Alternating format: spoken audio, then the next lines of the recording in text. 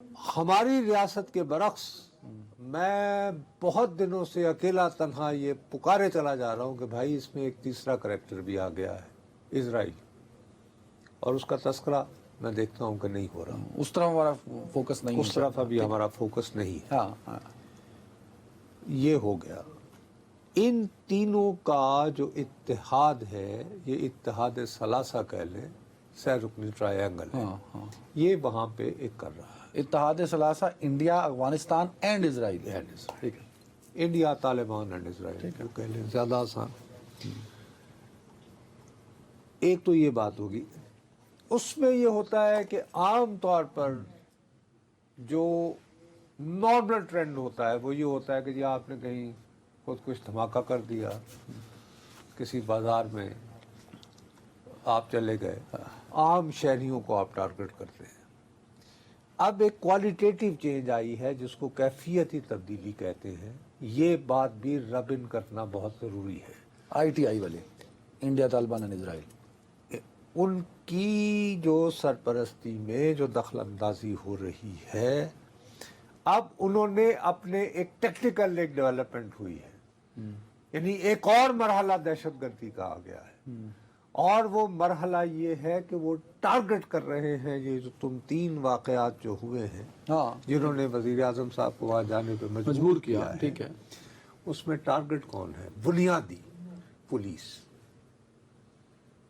Police کسی بھی ریاست کی فرسٹ لائن آف ڈیفense ہوتی ہے، ٹھیک ہے۔ تو یہ اس سے کیا میسجنگ ہے؟ اس سے میسجنگ یہ ہے کہ پولیس جو ہے، آپ شہری کو یہ پیغام دینے کی کوشش کر رہے ہیں بلوچستان کے رہائشیوں کو وہاں، کہ صاحب آپ کی حفاظت کے لیے جو پولیس اسٹیشنز اور پولیس نفری اور پولیس اہلکار تعینات کیے گئے ہیں وہ آپ کے محافظ نہیں ہو سکتے، اور they cannot provide you with security۔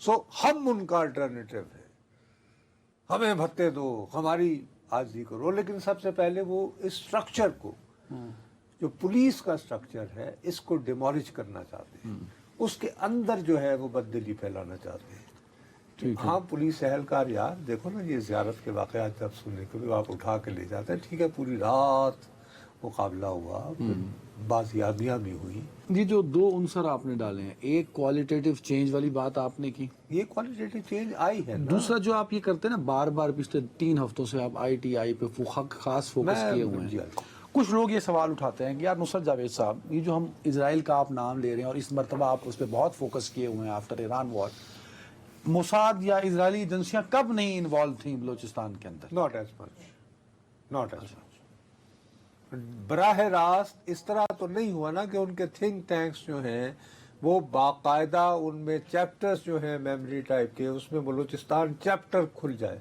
یہ کب ہوا ہے؟ تو یہ اب کیوں ہوا؟ اسرائیل کو اگر پہلے 70 سال ضرورت نہیں پڑی تو اب اسرائیل کو کیا ضرورت پڑی کہ وہ پراکسی کرے؟ بھائی اب اسرائیل کو یہ محسوس ہو رہا ہے کہ ایران کے خلاف جو ہم نے اسٹریٹجی بنائی تھی ریجیم چینج والی، وہ کام نہیں کرے گی، ٹھیک ہے، سو اب وہاں پر علیحدگی پسندوں کی پشت پناہی ہوگی۔